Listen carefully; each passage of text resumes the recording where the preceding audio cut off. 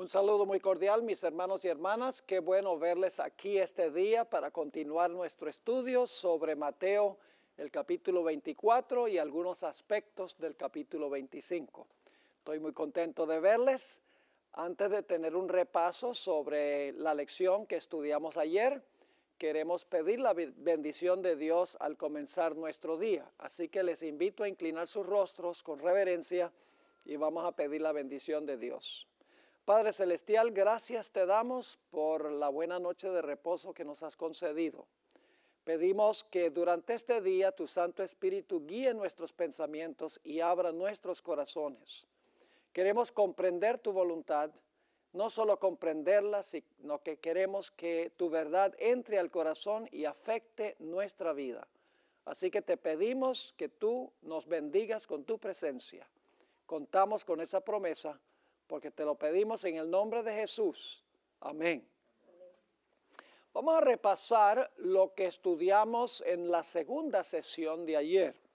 Y lo voy a hacer rápidamente, solamente voy a cubrir los elementos esenciales para que podamos captar el cuadro completo, porque cubrimos mucho material ayer, muchos diferentes puntos.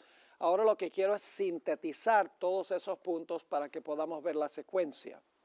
En primer lugar, notamos que Dios hizo un pacto matrimonial con el pueblo de Israel en el monte Sinaí. Dios dijo, yo quiero un pacto con ustedes. Ellos respondieron y dijeron, aceptamos el pacto. Es decir, hubo un matrimonio de Israel con Dios. Nos dimos cuenta que Dios entró al santuario en la forma de la Shequina para mostrar su presencia con el pueblo de Israel. Pero también nos dimos cuenta que durante un periodo de 800 años, el pueblo de Israel fue apóstata.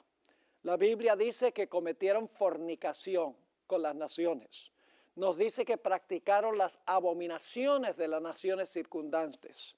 Inclusive Dios les dijo que se habían convertido en una ramera. Es importante recordar eso. La más grande abominación que estaban cometiendo era la adoración al sol, según Ezequiel el capítulo 8 y el versículo 16. Nos dimos cuenta que los que eran especialmente culpables por la apostasía de Israel eran los líderes espirituales. Pero el pueblo también tenía culpa porque la Biblia dice que así ellos lo quisieron. Así que por causa de la apostasía, Dios le dijo al pueblo de Israel que la destrucción iba a venir de los 4 ángulos de la tierra. Pero no todos los que estaban en la ciudad eran apóstatas. Había un grupo que clamaba y gemía por causa de las abominaciones que se estaban cometiendo en la ciudad. Ellos eran el remanente fiel dentro de la ciudad. Es decir, dentro del pueblo de Dios había un remanente fiel, un remanente del remanente, podríamos nosotros decir. Nos dimos cuenta que Dios vino al templo para juzgar a la nación de Israel, para hacer un juicio de separación. Los que clamaban y gemían recibieron una marca especial en su frente para preservarlos de la destrucción que vendría. Mientras que los que no recibieron la marca fueron destruidos cuando vino el rey Nabucodonosor a la ciudad. Nos dimos cuenta que los últimos eventos de esta historia triste de Israel antes del cautiverio es que la Shequina, que había venido al templo para desempeñar una obra de juicio en Ezequiel el capítulo 1, luego abandonó el templo y fue en 2 pasos. En primer lugar, dice que la gloria de Jehová salió a la entrada oriental del santuario, es decir, la entrada misma del santuario. Y luego dice que fue y se posó sobre el monte de los olivos, el monte que queda al oriente de la ciudad, y luego la Shequina se fue al cielo y ahora la ciudad estaba abandonada de la presencia de Dios. Y luego cuando miraron fuera de la ciudad vieron las águilas de Babilonia, señal de la desolación que vendría por causa de sus abominaciones. Nos dimos cuenta que durante el sitio de la ciudad de Jerusalén por Nabucodonosor hubo espada, hambre y pestilencia. Las madres inclusive nos dice la Escritura, se comían a sus propios hijos porque el hambre era tan terrible. Y finalmente, después del largo sitio de la ciudad de Jerusalén por Nabucodonosor, vino la asolación. Nos dimos cuenta también que una de las razones principales por las cuales Jerusalén fue destruida era porque no solo estaban adorando al Dios Sol, sino que estaban pisoteando el santo sábado de Dios. Es decir, el sábado estaba involucrado en este proceso. Luego nos dimos que después de 70 años de cautiverio, Jerusalén fue destruida, el muro fue derribado, el santuario también fue destruido, pero Dios había prometido que después de 70 años se iba a reedificar la ciudad, el muro, y se iba a restablecer el santuario. Y así fue. Después del cautiverio se reconstruyó el templo, se terminó en el año 515 a.C. Pero ninguna Shekinah entró en el templo en ese tiempo. El templo fue construido, pero la Shekinah no entró, como había sucedido en el desierto y en el templo que construyó Salomón. Sin embargo, Ageo había dado una profecía, y es que el templo que construyó Ageo iba a tener mayor gloria que el templo que había construido Salomón. Esa promesa en el Antiguo Testamento aparentemente nunca se cumplió porque la Shekinah no entró en el templo. Pero nos dimos cuenta que hacia el final de las 70 semanas, la Biblia nos dice que sí entró a ese templo la Shekinah en repetidas veces. Esa Shekinah fue Cristo Jesús. Vimos su gloria, gloria como el unigénito del Padre, lleno de gracia y de verdad. El Señor Jesucristo quería casarse con el pueblo de Israel cuando Él vino a esta tierra. Y ustedes dicen, ¿cómo sabemos eso? Por varias razones. Juan el Bautista, que iba a preparar el camino para Jesús, dice que era el amigo del esposo. El amigo del esposo preparaba todo para la boda. Además de eso, Jesús dijo, ¿cómo pueden llorar los hijos cuando el esposo está en su medio? Jesús contó historias matrimoniales, por ejemplo, la parábola de las 10 vírgenes, la parábola del hombre que entró a la fiesta de bodas sin el manto. Es decir, Jesús había venido a casarse con su pueblo, pero su pueblo, nos dice la Biblia, lo rechazó. Así que Jesús, la Shekinah, entró al templo por última vez. Y cuando entró al templo por última vez, dio varias enseñanzas, pero el pueblo, especialmente los líderes, rechazaron el mensaje de Jesús. Así que Jesús finalmente sale del templo y dice, he aquí, vuestra casa es dejada desierta. Esa palabra desierta se podría traducir, vuestra casa es dejada desolada. Es decir, la apostasía de Israel iba a llevar finalmente a la desolación del templo y de la ciudad de Jerusalén. Jesús pues salió de la puerta oriental del santuario, de la puerta oriental de la ciudad de Jerusalén, y como en el Antiguo Testamento, fue y se sentó sobre el monte de los Olivos.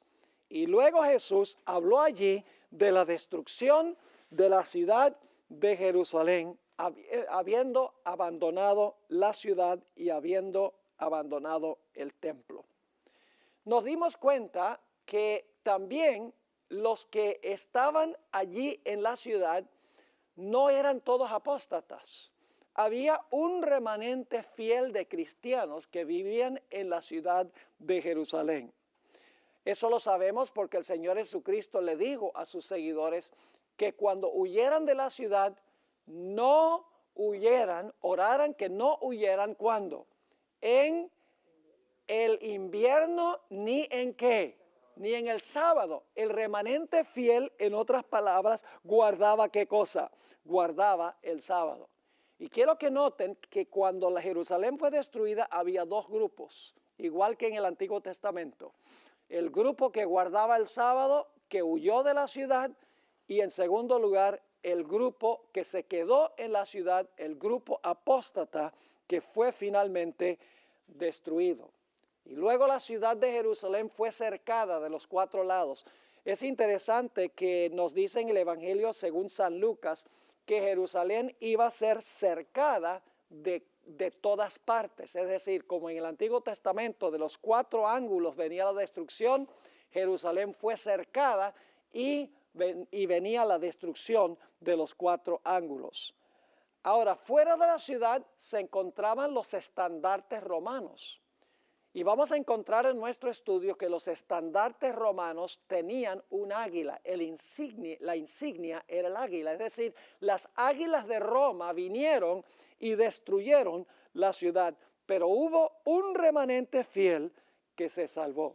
¿Están viendo los paralelos que tenemos entre las 2 destrucciones de Jerusalén? Ahora queremos ir a la lección número 3.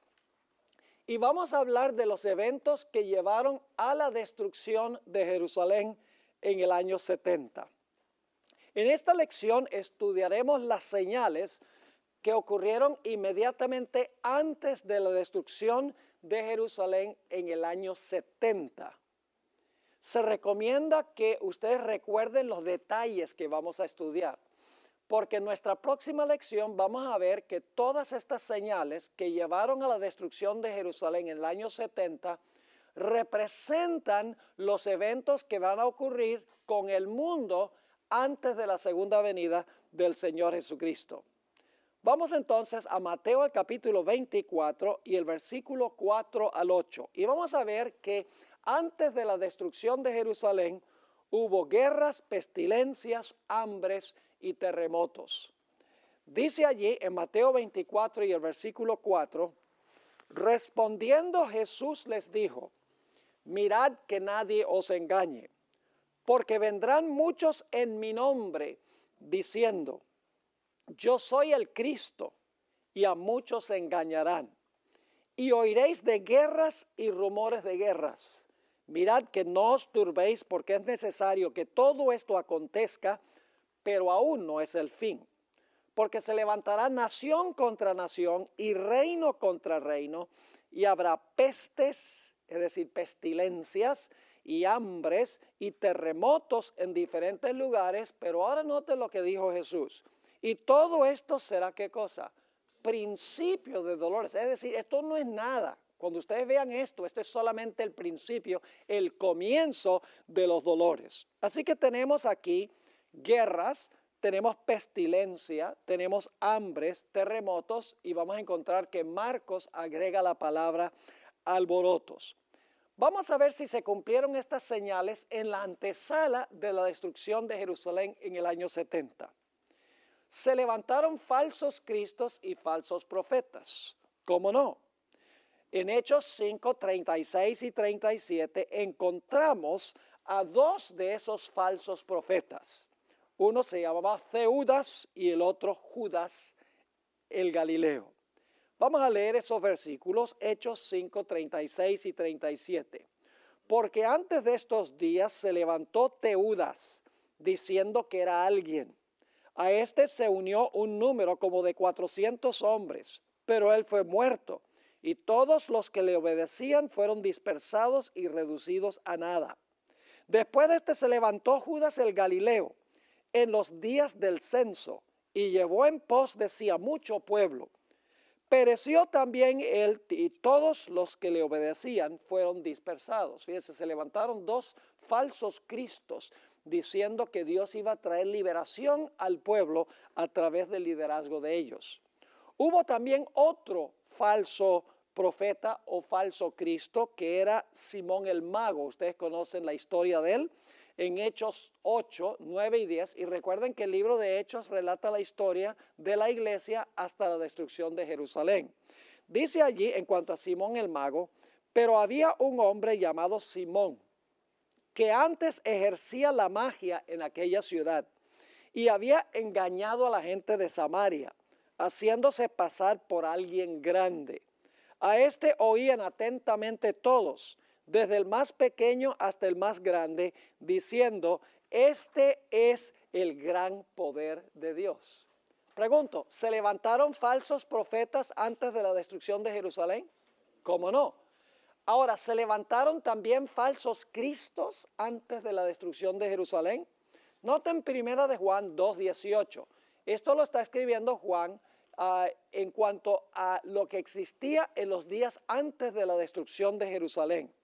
Escribió lo siguiente: hijitos, ya es el último tiempo, y según vosotros oísteis que el anticristo viene, así ahora han surgido muchos ¿qué? Muchos anticristos. Así que encontramos la confirmación de Juan que se levantaron antes de la destrucción de Jerusalén muchos anticristos. Y vale decir algo, la palabra anticristo nosotros pensamos muchas veces que significa contra Cristo, pero en realidad cuando se usa la preposición anti con un sustantivo significa en lugar de. Por ejemplo, tenemos la palabra Antipas. ¿Han oído hablar de Herodes Antipas? ¿Sabe lo que significa Antipas? Significa que él gobernó en lugar de su padre. Antipas, es decir, gobernó en lugar de su padre. Otra palabra, la palabra Antibasilius. Basilius es rey. Antibasilius significa uno que ocupa el lugar del rey. Es decir, se iban a levantar muchos falsos cristos que iban a profesar ser Cristo. Lo confirma 1 de Juan 2:18. Ahora, no solamente tenemos el testimonio del libro de Hechos, sino también tenemos el testimonio de Flavio Josefo. ¿Han oído hablar de Flavio Josefo? Flavio Josefo nació en el año 37 de la era cristiana. Él fue testigo ocular de los eventos que llevaron a la destrucción de Jerusalén. Es decir, él documentó la destrucción de Jerusalén en una obra que se llama Las Guerras de los Judíos y también en un tomo que se llama Las Antigüedades de los Judíos. Noten cómo Josefo confirma que se levantaron falsos cristos y falsos profetas. No voy a mencionar todas las referencias porque las referencias están en el sílabo y también van a estar en el DVD, así que no voy a mencionar dónde están las referencias, ustedes las tienen allí. Dijo Josefo: además se levantaron impostores y engañadores que convencieron a la muchedumbre que los siguieran al desierto, pues afirmaban tener poder para mostrarles maravillas y señales incuestionables que harían en armonía con el plan de Dios. En la otra obra, Las Guerras de los Judíos, escribió Josefo: engañadores e impostores que profesaban ser inspirados divinamente para forjar cambios revolucionarios, persuadieron a la multitud que se comportara como desquiciados, conduciéndolos al desierto con la creencia que Dios les daría allí señales de su liberación. Fíjense lo que dice Josefo. Se levantaron muchos falsos cristos y falsos profetas y llevaban a la gente a seguirlos. También dice Josefo: en Judea las cosas iban de mal en peor, pues el territorio se infestó nuevamente con malhechores e impostores que engañaban a la multitud. Elena White, quien siempre encontramos en armonía con la Biblia y con los historiadores, nos tuvo esto que decir en cuanto a los que se levantaron antes de la destrucción de Jerusalén para engañar al pueblo. Deseado de todas las gentes, página 582, muchos falsos mesías iban a presentarse pretendiendo realizar milagros y declarando que el tiempo de la liberación de la nación judía había venido. Igualito que lo que dijo Josefo, ¿verdad que sí? Sigue diciendo: iban a engañar a muchos. Las palabras de Cristo se cumplieron. Entre su muerte y el sitio de Jerusalén aparecieron muchos falsos mesías. ¿Se cumplió esta señal de Jesús, que se iban a levantar falsos profetas y falsos cristos antes de la destrucción de Jerusalén? ¿Cómo no? Claro que se cumplió. Ahora, ¿qué diríamos de guerras, rumores de guerras e insurrecciones o alborotos, como dicen Marcos 13 y el versículo 8? Vamos a notar si estas señales se cumplieron también llevando a la destrucción de Jerusalén. Jesús, cuando nació, era una época de paz como nunca se había visto en la historia del Imperio Romano. Se conoce como la Pax Romana, que fue firmada por César Augusto en el año 17 a.C. Esta Pax Romana, esta paz de Roma, duró hasta el año 67, durante el gobierno de Nerón. En ese año, Nerón envió al general Vespasiano para calmar una insurrección de parte de los judíos en la tierra de Palestina. Y este hecho finalmente culminó en la destrucción de la ciudad de Jerusalén. Según Josefo, al dirigirse hacia Jerusalén, el general Vespasiano destruyó todo lo que halló en su camino, pues era, y ahora cito a Josefo, era su estrategia no dejar nada fuera de Jerusalén tras sí que pudiera luego impedir el sitio de la ciudad. Es decir, guerreó contra todos los que encontró en su camino para llegar a la ciudad.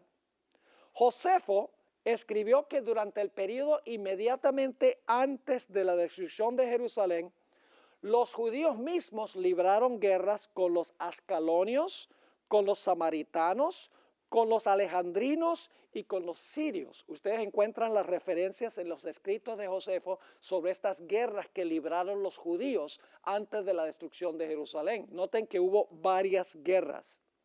También agrega su testimonio el historiador romano Tácito. Este es un historiador secular.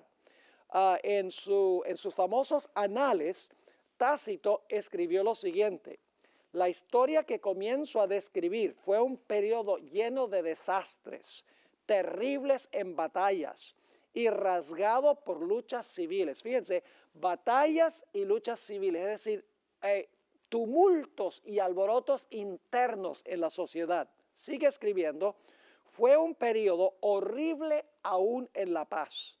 4 emperadores perecieron por la espada. Hubo 3 guerras civiles, más guerras externas y con frecuencia ambas al mismo tiempo. Qué interesante que los historiadores romanos seculares confirman lo que describe en Mateo, que iba a haber guerras y rumores de guerras. Josefo escribió que después de la muerte de Nerón, todo quedó en desorden. Elena White confirma lo que dice Josefo y lo que escribió Tácito.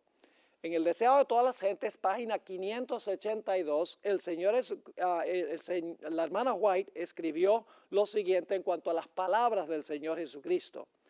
Antes de la destrucción de Jerusalén, los hombres contendían por la supremacía, se asesinaban a los emperadores, se mataba también a los que se creían más cercanos al trono. Había guerras y rumores de guerras.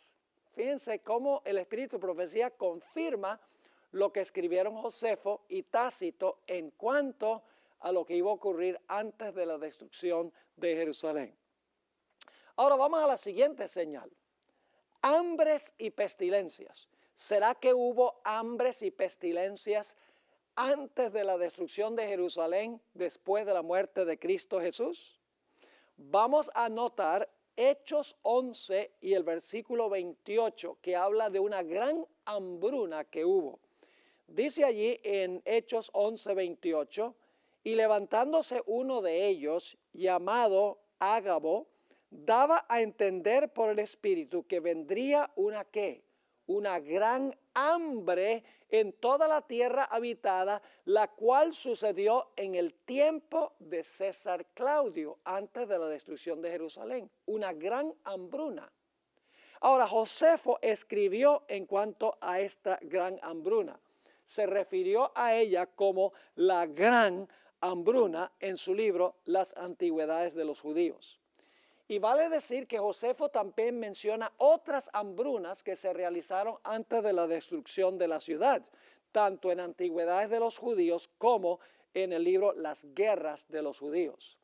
Pero especialmente el hambre y la pestilencia se vio en la ciudad de Jerusalén cuando los soldados romanos tenían sitiada la ciudad. Fíjese que la hermana White describe lo terrible que era la situación en la ciudad de Jerusalén entre el año 68 y el año 70, cuando Jerusalén estaba sitiada, primero por un general y luego finalmente por Tito, quien trajo destrucción a la ciudad.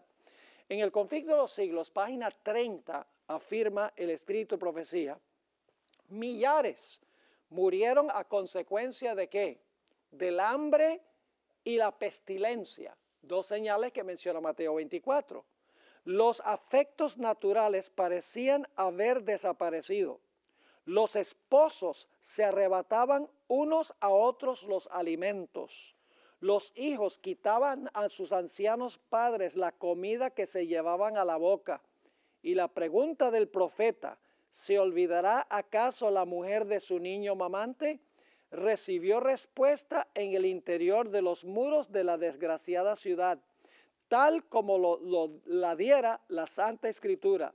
Las misericordiosas manos de las mujeres cuecen a sus mismos hijos.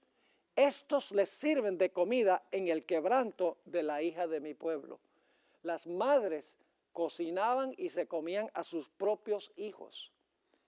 Lo mismo que ocurrió con la destrucción de Jerusalén en el Antiguo Testamento, sucedió en relación con la destrucción de Jerusalén en el año 70. Noten que en Lamentaciones ya había predicho esto. En Lamentaciones 4 y el versículo 10, profetizando en cuanto a lo que sucedió en la destrucción de Jerusalén en el Antiguo Testamento, dice, las misericordiosas manos de las mujeres cuecen a sus mismos hijos. Estos les sirven de comida en el quebranto de la hija de mi pueblo. Y vale decir que el mismo Moisés había profetizado que esto iba a suceder si la gente apostataba de Dios.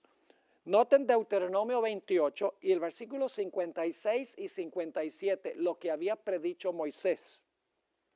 Dice ahí, la tierna y la delicada entre vosotros, que nunca la planta de su pie intentaría sentar sobre la tierra, de pura delicadeza y ternura, mirará con malos ojos al marido de su seno, a su hijo, a su hija, al recién nacido que sale entre sus pies, y a sus hijos que diere a luz, pues los comerá ocultamente por la carencia de todo, en el asedio y en el apuro con que tu enemigo te oprimirá en tus ciudades.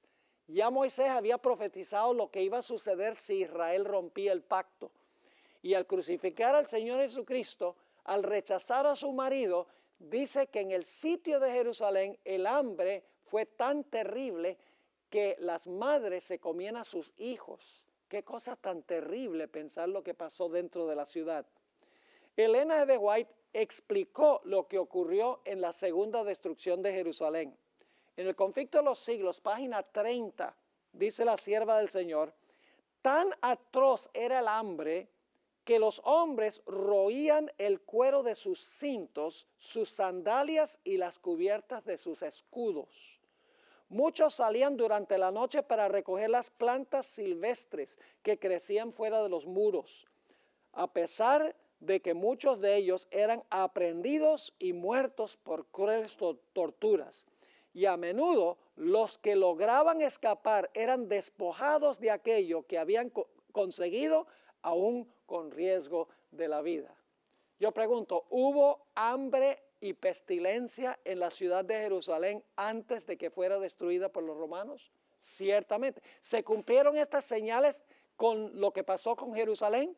Lógicamente que sí. Yo pregunto, ¿creen ustedes que esto todo va a suceder de nuevo?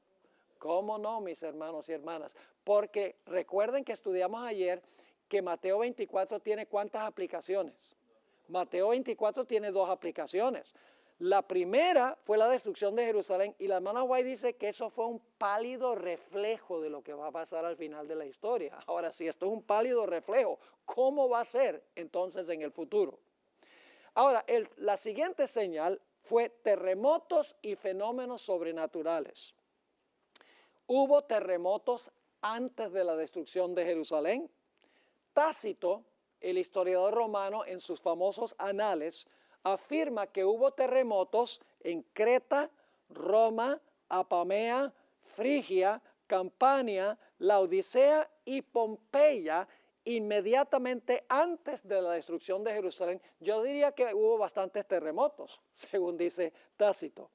Tácito también describe una serie de terremotos durante el reinado de Claudio. Fíjense lo que escribió. Las casas fueron aplastadas por repetidos terremotos y al esparcirse el terror, los débiles fueron muertos, pisoteados por los que huían, llenos de pánico. Y Séneca, otro autor romano, escribió que hubo terremotos en Asia, en Acaya, en Siria y en Macedonia.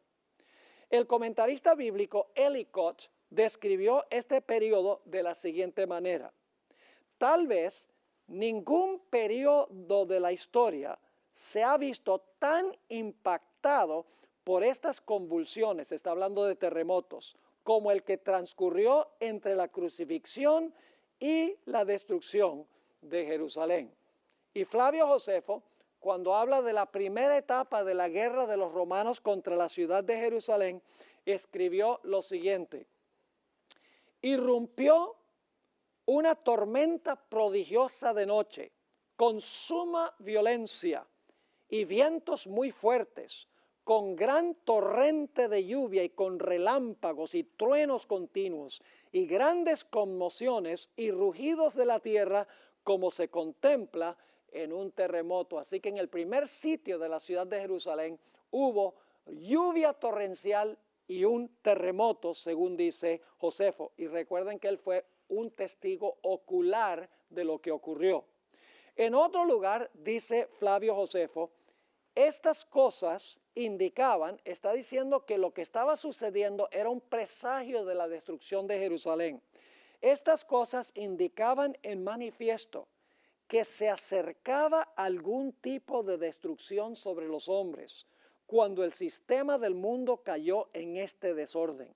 Y cualquiera podía suponer que estas maravillas presagiaban grandes calamidades que estaban por venir. Es decir, Josefo está diciendo, todas estas cosas eran una indicación de que pronto vendría la destrucción de la ciudad de Jerusalén. Eran señales de la próxima destrucción de la ciudad por los romanos. ¿Están entendiendo lo que estamos estudiando? ¿Ve? Hay que estudiar la raíz histórica primero, porque es la base, es el tipo, podríamos decir, para entender el antitipo, para entender el cumplimiento mayor de esa profecía de Mateo 24. Ahora, como les mencioné, a Marcos menciona una señal que no se encuentra en Mateo. En Marcos 13 y el versículo 8 se usa la palabra tumultos. Vamos a leer ese versículo. Se traduce alborotos en la versión del 60 de Reina Valera. Dice allí, porque se levantará nación contra nación y reino contra reino, y habrá terremotos en muchos lugares, y habrá hambres y ¿qué? Y alborotos. Principio de dolores son estos. Ahora, ¿qué significa la palabra alborotos? Es como decir una guerra interna en la sociedad, como una guerra civil dentro de la sociedad, no guerras externas, porque Jesús dijo guerras y rumores de guerras, nación contra nación. Este es un tumulto o un alboroto dentro de la ciudad, como si fuera una guerra civil. Es una palabra que se usa para describir la turba que clamó por la resurrección, por la crucifixión del Señor Jesucristo. Ahora, Josefo nos cuenta que durante el gobierno de Félix se levantó una sucesión de engañadores e impostores que fomentaban cambios revolucionarios bajo el pretexto de poseer inspiración divina. Y la hermana White confirma que dentro de la ciudad de Jerusalén había insurrección, había tumulto, un alboroto social. En el Conflicto de los Siglos, página 27, escribe la hermana White, tanto en la familia como en la nación, en las clases bajas como en las clases superiores del pueblo, no reinaban más que la sospecha, la envidia, el odio, el altercado, la rebelión y el asesinato. Fíjense que esto es algo que está pasando internamente en la ciudad. No había seguridad en ninguna parte. Los amigos y parientes se hacían traición unos a otros. Los padres mataban a los hijos y estos a sus padres. Y en el conflicto de los siglos, página 27, dice también la sierva del Señor: Satanás despertó las más fieras y degradadas pasiones de sus almas. Los hombres ya no razonaban, completamente dominados por sus impulsos y su ira ciega. En su crueldad se volvieron satánicos, tanto en la familia como en la nación. En las clases bajas como en las clases superiores del pueblo no reinaban más que la sospecha, la envidia, el odio, el altercado, la rebelión y el asesinato. No había seguridad en ninguna parte. Esto es lo que leímos anteriormente. Los amigos y los parientes se hacían traición unos a otros. Los padres mataban a los hijos y estos a sus padres. Y ustedes dirán: pastor, pero esto es terrible, lo que describe la historia y lo que describe el Espíritu, Profecía y la Biblia en cuanto a este periodo inmediatamente antes de la destrucción de Jerusalén y en el momento cuando la ciudad fue destruida. Pero el Señor Jesucristo sencillamente dijo: todavía no es el fin. Este solo es una serie de eventos que son principios de dolores. Y ustedes dicen: pero pastor, ¿cómo puede ser esto principio de dolores si suena tan terrible? Ahora, ¿por qué creen ustedes que Satanás causó todas estas cosas? Debemos entender que todo esto lo está causando Satanás. Ustedes recuerdan que el Señor Jesucristo, cuando abandonó el templo, dijo: vuestra casa os es dejada ¿qué? Desierta. La Shekinah abandonó la ciudad. Y cuando la Shekinah abandonó la ciudad estaba a la misericordia ¿de quién? Estaba a la misericordia del líder que la nación había escogido. Estaba bajo el dominio de Satanás, porque la presencia de Dios se había retirado cuando Jesús se retiró del templo. Yo pregunto: ¿al final de la historia se va a retirar el Espíritu Santo del mundo? ¿Cómo va a ser el mundo cuando se retire el Espíritu Santo del mundo? Cuando en los Estados Unidos haya una apostasía nacional, la Biblia dice, y el Espíritu decía, que va a venir como resultado la ruina nacional. Y vamos a ver repetirse estas señales, no en una ciudad, sino a nivel global. En todo el mundo se va a repetir esto. Y nos preguntamos: ¿por qué es que hubo guerras y rumores de guerras, nación contra nación, pestilencias, hambres, alborotos, terremotos? ¿Por qué razón es que Satanás causó todas estas cosas? Había una razón muy especial. Tenía en vista echarle la culpa al pueblo de Dios. Note lo que dice en Mateo 24 y el versículo 9. Todas estas cosas eran principios de dolores, porque ahora iba a venir un ataque contra los fieles de Dios, echándoles la culpa por lo que había sucedido en este tiempo. Dice en Mateo 24 y el versículo 9, entonces, ¿recuerdan esa palabra clave que estudiamos en el primer tema? Mateo 24 está en orden, ¿cree? Orden cronológico, es decir, un evento lleva al próximo evento. Así que cuando dice la palabra entonces, está conectado con los versículos 6 al 8. Dice: entonces os entregarán ¿a qué? A tribulación, y os matarán, y seréis aborrecidos de todas las gentes. ¿Por qué razón? Por causa de mi nombre. ¿Hay alguna conexión entre todos los desastres que llevaron a la destrucción de la ciudad y la persecución de los fieles de Dios? Claramente sí, porque dice: van a pasar estas cosas, y luego dice: entonces el pueblo de Dios será perseguido. Yo pregunto: ¿los fieles de Dios fueron perseguidos por los judíos? Los que albergaban el nombre de Jesús, los que eran cristianos, ¿eran perseguidos por los judíos? Yo les doy una tarea, mis hermanos y hermanas. Si ustedes quieren hacer un estudio interesante, busquen la palabra judío o judíos en el libro de Hechos de los Apóstoles. Y van a encontrar que casi toda vez que se usa la palabra judíos, los judíos están apelando a los romanos para que los romanos persigan y encarcelen y maten a los cristianos. Es decir, se cumplió esto de la persecución del pueblo de Dios. Vamos a anotar algunos ejemplos. En Hechos 5:41 está hablando de Pedro y de Juan. Acaban de sanar a un paralítico. Y dice, y ellos salieron de la presencia del concilio, gozosos de haber sido tenidos por dignos de padecer afrenta por causa de qué, por causa del nombre. En Hechos el capítulo 8 y el versículo 1 se menciona una gran persecución que se levantó también en Jerusalén por causa del nombre de Jesús. Dice lo siguiente, y Saulo consentía en su muerte.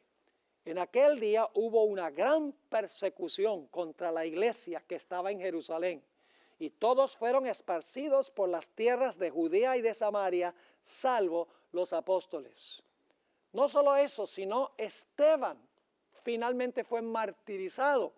Nos dice en Hechos 7 y el versículo 59, y apedreaban a Esteban, mientras él invocaba y decía, Señor Jesús, recibe mi espíritu.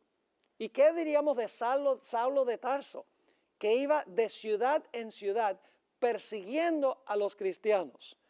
En Hechos el capítulo 9 y el versículo 3 al 5 dice, mas yendo por el camino, aconteció que al llegar cerca de Damasco, repentinamente le rodeó un resplandor de luz del cielo, y cayendo en tierra oyó una voz que le decía, Saulo, Saulo, ¿por qué me persigues? Él dijo, ¿quién eres, Señor? Y le dijo, yo soy Jesús, a quien tú persigues. Dura cosa te es dar coces contra el aguijón. En otras palabras, durante este periodo entre la muerte de Cristo y la destrucción de Jerusalén, los cristianos, los fieles que profesaban el nombre de Jesús, fueron mordazmente perseguidos por los judíos. Noten Juan 16 y el versículo 1 y 2. Juan 16, 1 y 2. Jesús ya había profetizado que sus fieles iban a ser perseguidos. Estas cosas os he hablado para que no tengáis tropiezo. Os expulsarán de las sinagogas, eran las iglesias de la época, y aún viene la hora cuando cualquiera que os mate pensará que le rinde servicio a ¿quién? A Dios. ¿Fue perseguido el pueblo de Dios entre la muerte de Cristo y la destrucción de Jerusalén, tal cual lo dice en Mateo el capítulo 24? ¿Cómo no? Notemos lo que dijo Tácito, otra vez el historiador romano secular, en sus anales sobre lo que sucedía con los cristianos. Está hablando aquí de lo que hacía Nerón. Dice, lo primero que hacía Nerón era arrestar a todos los que se declaraban cristianos. Luego, basándose en la información que ellos les suministraban, condenaba a un gran número de otros. Es decir, conseguía que la gente delatara a otras personas al perseguir a esos individuos. Y ustedes saben que Nerón le echó la culpa a los cristianos por la destrucción de Roma en gran medida por fuego. Él dijo, fueron los cristianos los que hicieron esto. Es decir, los romanos le echaron también la culpa al pueblo de Dios por todas las calamidades que estaban ocurriendo. Durante este periodo, entre la muerte de Cristo y la destrucción de Jerusalén, Pedro fue crucificado con la cabeza para abajo. Santiago fue muerto con la espada. Pablo fue decapitado. Caifás había dicho que era necesario que Cristo muriera para salvar a la nación judía. Pero al perseguir a Cristo y a los cristianos, ellos lograron que los romanos vinieran a destruir su ciudad. Ahora, cuando fueran perseguidos los cristianos, ellos tenían que comparecer ante reyes y gobernantes para dar testimonio de su fe en medio de la persecución. Note lo que dice Marcos 13:9. Recuerde que estamos siguiendo el orden cronológico de Mateo 24, Marcos y Lucas. Un evento lleva a otro. Cuando están siendo perseguidos, ¿qué tienen que hacer? Pues tienen que dar testimonio ante gobernantes y reyes. Note lo que dice Marcos 13 y el versículo 9. Pero mirad por vosotros mismos, dice Jesús, porque os entregarán a los concilios y en las sinagogas os que azotarán. Y ahora escuchen bien, y delante de gobernadores y de reyes os llevarán por causa de mí. ¿Para qué cosa? Para testimonio a ellos. Yo pregunto, ¿al final de la historia va a ocurrir lo mismo cuando el pueblo de Dios esté siendo perseguido? Todo esto se va a cumplir de nuevo, hermanos y hermanas. a nivel de los Estados Unidos y a nivel global. Yo pregunto, durante el periodo entre la muerte de Cristo y la destrucción de Jerusalén, ¿le tocó al apóstol Pablo comparecer ante gobernantes para dar testimonio? Vamos a anotar aquí 3 ejemplos. Hechos 24, 24 y 25. Algunos días después, viniendo Félix con Drusila, su mujer, que era judía, llamó a Pablo y le oyó acerca de la fe en Jesucristo. Pero al disertar Pablo acerca de la justicia, del dominio propio y del juicio venidero, Félix se espantó y dijo, ahora vete, pero cuando tenga oportunidad te llamaré. ¿Testificó el apóstol San Pablo ante Félix? ¿Cómo no? Un gobernante romano. También testificó ante Agripa, el rey Agripa. Noten Hechos 26, 1 al 3. Entonces Agripa dijo a Pablo, se te permite hablar por ti mismo. Pablo entonces, extendiendo la mano, comenzó así su defensa. Y dice lo siguiente, me tengo por dichoso, oh rey Agripa, de que haya de defenderme hoy delante de ti de todas las cosas de que soy acusado por quienes. Oh, son los judíos los que los están acusando. Versículo 3, mayormente porque tú conoces todas las costumbres y cuestiones que hay entre los judíos, por lo cual te ruego que me oigas con paciencia. Así que encontramos a Pablo compareciendo ante el rey Agripa. Y aunque el libro de Hechos no lo menciona, la hermana White nos dice que Pablo también testificó 2 veces ante el emperador Nerón. Y eso lo pueden conseguir en Hechos de los Apóstoles. Sería bueno que leyeran esas páginas. Es fascinante cómo la hermana White describe que el apóstol Pablo apareció inclusive ante el emperador Nerón por dar testimonio de su fe. Y Nerón por un momento por lo menos sintió el impacto de la palabra de Dios, pero luego sus pasiones malvadas se despertaron y no pudo hallar lugar en su corazón la palabra del apóstol Pablo. Ahora, cuando ellos testificaran ante reyes y gobernantes, ¿quién los iba a ayudar en su testimonio? El Espíritu Santo. Noten Marcos 13:11, estamos siguiendo el orden cronológico. Cuando fueran llevados ante reyes y gobernantes, dice Marcos 13:11, pero cuando os trajeren para entregaros, no os preocupéis por lo que habéis de decir, ni lo penséis, sino lo que os fuere dado en aquella hora, eso hablad, porque no sois vosotros los que habláis, sino el Espíritu Santo. ¿Qué va a derramar Dios sobre los fieles al final de la historia para que puedan testificar ante reyes y gobernantes?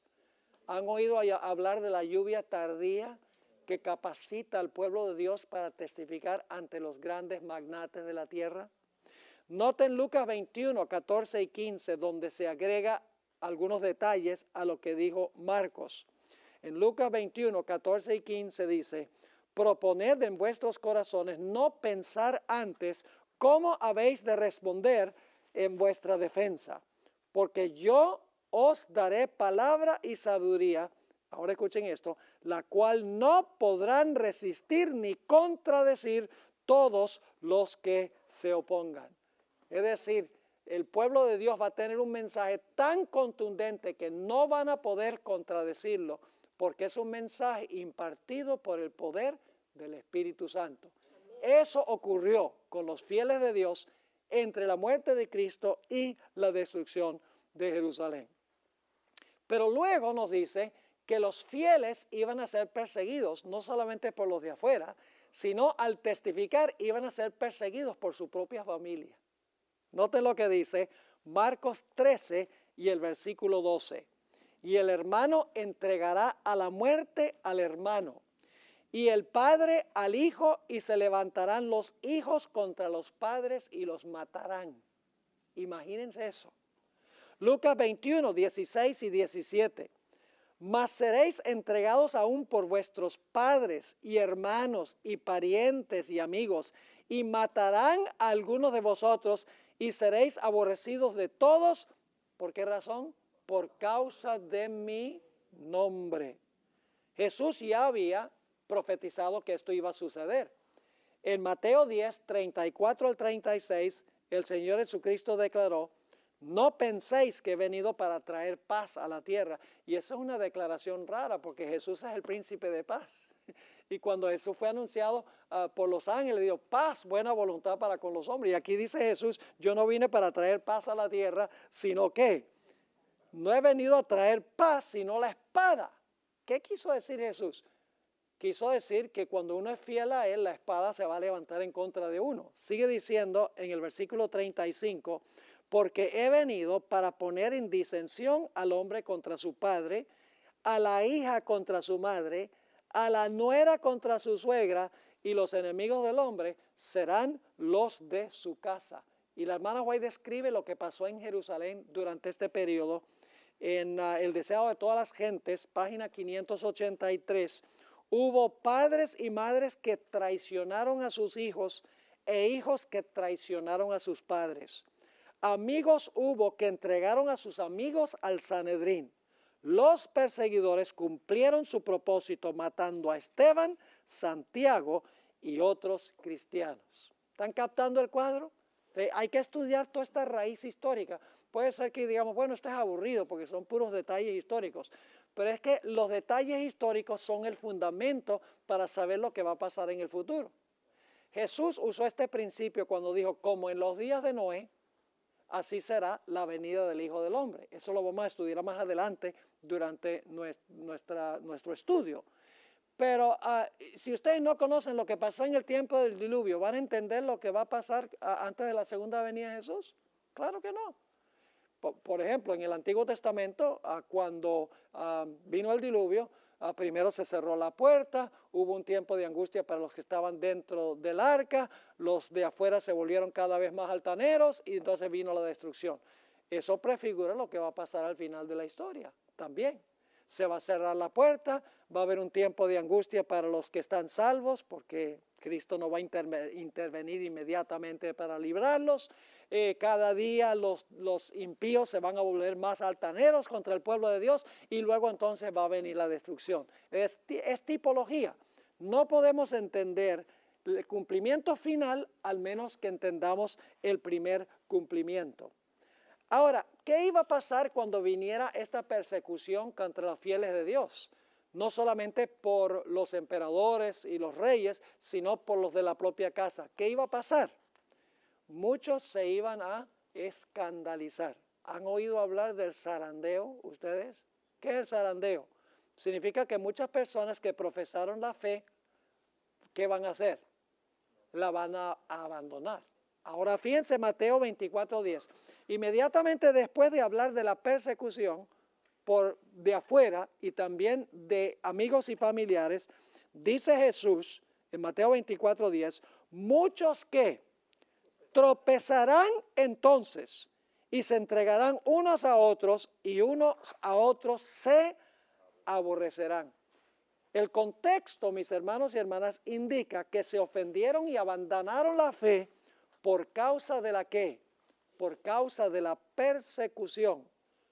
Así es que la persecución causó el hecho de que muchas personas abandonaron la fe y su relación con Cristo, y esto sucederá al final de la historia con el zarandeo. Vamos a anotar algunos ejemplos en el Nuevo Testamento de algunos que abandonaron la fe para que vean el cumplimiento. Segunda de Timoteo 1:15 menciona a dos individuos, Figelo y Hermógenes. Dice: ya sabes esto, que me abandonaron todos los que están en Asia, de los cuales son Figelo y Hermógenes. Es decir, cuando Pablo fue llevado cautivo, ¿qué pasó? Los que estaban con él, dice: yo no estoy con él. ¿Están captando el cuadro? En 2 Timoteo 4:10, el apóstol Pablo dice: porque Demas me ha desamparado, amando este mundo, y se ha ido a Tesalónica. Otro individuo que abandonó la fe, porque Pablo, cuando fue echado en prisión, tenía miedo de que ellos también fueran echados. En 2 Timoteo 4:16, y debo decirles que 2 Timoteo es una epístola que se escribe Pablo de la cárcel en Roma. Poco después de escribir esta epístola, el apóstol Pablo fue decapitado. en la época de Nerón. Dice en 2 Timoteo 4:16, en mi primera defensa, ninguno estuvo a mi lado, sino que todos me desampararon, no les sea tomado en cuenta. Y en 1 de Juan 2:19 nos dice, salieron de nosotros, pero ¿qué? Pero no eran de nosotros. Porque si hubiesen sido de nosotros, habrían permanecido con nosotros, pero salieron para que se manifestase que no todos son, ¿qué cosa? No todos son de nosotros. ¿Están captando cómo se cumplieron todas estas cosas entre la muerte de Cristo y la destrucción de Jerusalén? Todo esto, hermanos y hermanas, se va a volver a repetir.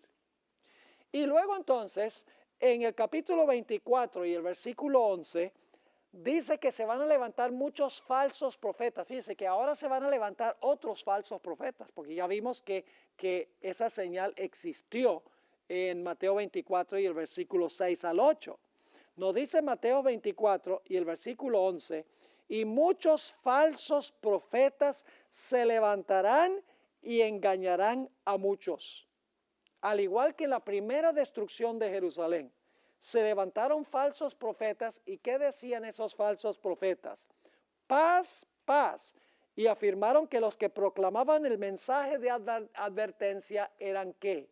Alarmistas. Ahora fíjense entonces, los que están predicando este mensaje por el poder del Espíritu Santo, los poderes políticos se les oponen, los familiares se levantan en contra de ellos. Muchos de ellos, por no ser perseguidos, se escandalizan. Y ahora se levantan falsos profetas. ¿Y qué dicen los falsos profetas? Miren, no le hagan caso a estos alarmistas. Dios nunca va a destruir la ciudad. Esta ciudad, Jerusalén, es la ciudad de Dios. Dios nunca permitiría que esta ciudad fuera destruida. Estos hay que acabarlos. Hay que acabar con estos alarmistas que están diciendo que va a venir una calamidad. Voy a leer una cita y antes del receso, en Deseado de todas las gentes, página 585, se levantaron falsos profetas que engañaron a la gente y llevaron a muchos al desierto. Magos y hechiceros que pretendían tener un poder milagroso arrastraron a la gente en pos de sí a las soledades montañosas. Cuando continuemos nuestro estudio en la próxima sesión, vamos a hablar un poco más de los falsos profetas y otras señales que llevaron finalmente a la destrucción de Jerusalén y cómo esto prefigura lo que va a pasar en el gran día final.